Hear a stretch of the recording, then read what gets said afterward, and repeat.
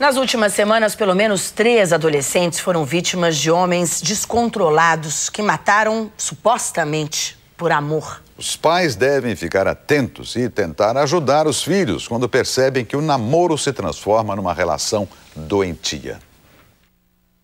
Eloá, Camila, Monique. 3 adolescentes mortas pelos mesmos motivos: amor e ciúmes. Quarta-feira, Zona Norte de São Paulo. Monique, de 15 anos, é encontrada morta neste carro. O acusado, um jovem apaixonado por ela. Um amor de pessoa. Sabe? Não tinha explicação, nunca deu motivo pra ninguém. Trabalhava, ajudava a mãe, não dava dor de cabeça. A mãe conta que Monique teve um dia normal. Depois de voltar do trabalho, ela decidiu visitar uma amiga. Só que a amiga não estava em casa. Enquanto esperava, quem apareceu foi Orlando, de 19 anos. O rapaz insistiu para que Monique fosse até a casa dele. Eu ouvi falar que ele levou ela pra lá. Será que foi a força? Foi a força que eu ouvi falar e que ele bateu muito nela lá dentro. Depois que ele matou ela, ele foi roubar um carro no posto de gasolina pra pegar, pra pôr o corpo, porque ele não tinha carro nenhum. Ele queria dar um fim no corpo, porque a menina já estava morta, tiro na cabeça, né? Orlando seguiu em direção à rodovia Fernão Dias. Policiais desconfiaram do carro batido e verificaram que era roubado. Após a perseguição, uma descoberta surpreendente. No banco traseiro do veículo, o corpo de Monique. A mãe de Monique não sabia que Orlando assediava a filha. Fazia 2 semanas que ele estava indo no serviço dela procurar ela para conseguir o telefone dela. Eu não sabia de nada, estava bem desinformada mesmo. Orlando foi preso. Ele disse que queria apenas dar um susto na menina e a arma disparou. Durante 3 anos, Camila e Daniel foram namorados e até tiveram um filho. Mas, poucos meses atrás, ela resolveu terminar o relacionamento. Além de não trabalhar, ele agredia a garota. Daniel atirou na jovem na frente do filho deles, de apenas 1 ano. Daniel Pereira de Souza veio até aqui, a casa da ex-namorada, para tentar reatar o namoro. Não conseguiu. Ele saiu e voltou meia hora depois com uma arma. Rendeu quem estava na casa e matou a jovem com um tiro na cabeça. O pai de Camila conhece Daniel desde pequeno. As famílias eram vizinhas. Ele tinha ciúme dela, certo? Através do menino, ele fazia chantagem com ela, certo? E é duro. Daniel foi preso no dia seguinte nessa chácara que fica bem perto do local do crime. A arma estava em um matagal ao lado da casa. Ele alegou que o tiro que matou Camila foi acidental. O que o senhor espera agora? A condenação dele, tá? Que seja mais breve, certo? Mais breve que for, para ele ficar lá. Porque quem ama não faz isso. Ciúmes descontrolados e sensação de poder que as armas oferecem. Ingredientes que levam a crimes por motivos cada vez mais fúteis. Ele vê que os pais se relacionam dessa maneira, ele vê que o ambiente no qual ele vive resolve as coisas na agressividade e na violência, é assim que ele vai resolver também. Um levantamento feito pela Polícia Civil na capital paulista revela que 9 em cada 100 assassinatos com intenção de matar são crimes passionais. Se é um namorado que bate, se é um namorado que xinga, que agride verbalmente, se envolve em brigas, ele está dando sinais de que ele pode partir para uma atitude mais violenta. E é importante que essa garota fique atenta a isso. Um detalhe chamou a atenção para as mortes dos últimos dias: a diferença de idade entre as adolescentes e seus assassinos. Uma menina de 12 anos, ela fica subjugada, né? Um jovem de 19, 20 anos é praticamente um adulto. Ao passo que com uma garota de 15, 16 anos, ele já não consegue ter essa facilidade no domínio da relação. É aí que muitos jovens partem para a agressão e provocam situações que podem acabar mal. A história de Eloá é o melhor exemplo. Lindenberg, de 22 anos, assassinou a menina com quem namorava desde que ela tinha 12. Há uma semana, uma adolescente escapou da morte em Ibirité, Minas Gerais.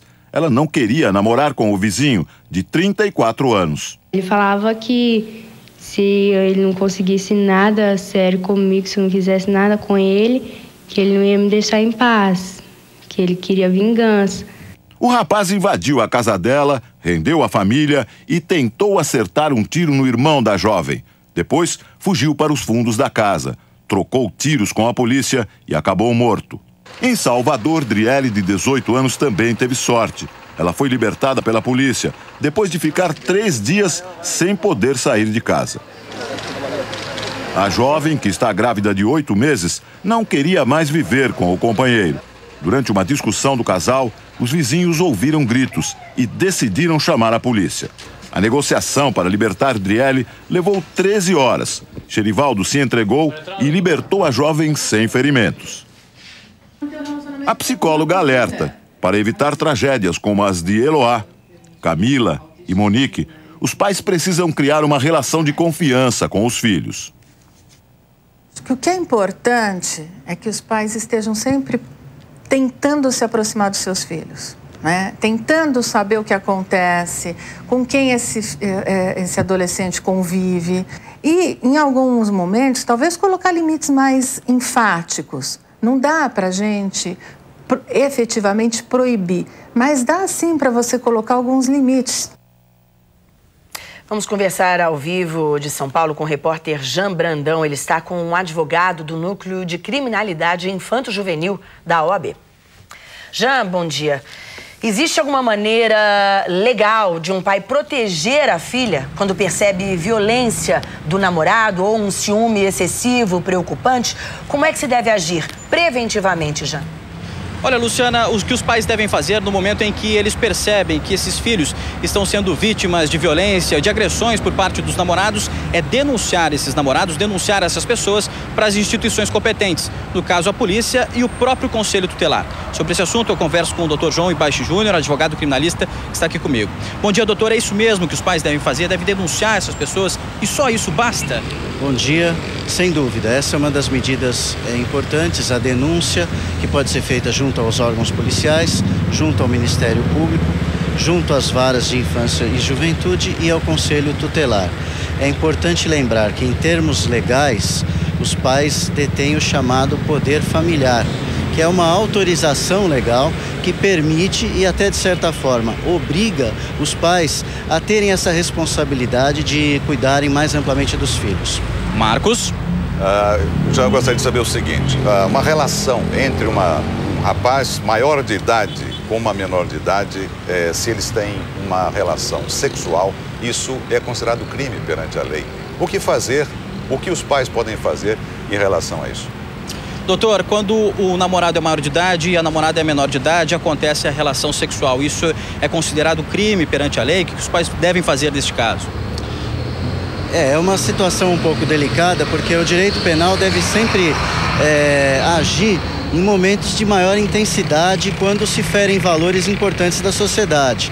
Quando há uma relação de namoro propriamente constituída, em que, de certa forma, os próprios pais têm ciência do que acontece, a gente não pode falar propriamente na existência de um crime, na configuração de um crime. Luciana? Ô Jean, com relação a essa denúncia feita numa delegacia, né, que é sem dúvida o mais recomendável, mas da maioria das vezes a mulher se sente inibida em denunciar porque, primeiro, não quer prejudicar o companheiro, o ex-companheiro, até então ele não fez nada mais sério, digamos assim, e, por outro lado, teme também que essa denúncia possa, aí sim, irritá-lo e provocar uma vingança. Isso de fato acontece? Doutor, acontece muito, então, das namoradas, no caso, não quererem denunciar esses namorados, até por medo de uma vingança. No caso, isso acontece muito no dia a dia? Por uma série de razões, até alguns anos atrás, as mulheres realmente eram vítimas desse tipo de violência e não havia propriamente uma estrutura para ampará-las.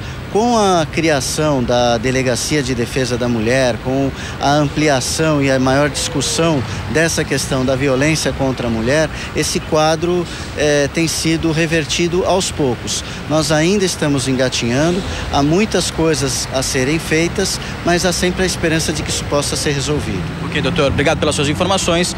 Voltamos aos estúdios do Fala Brasil.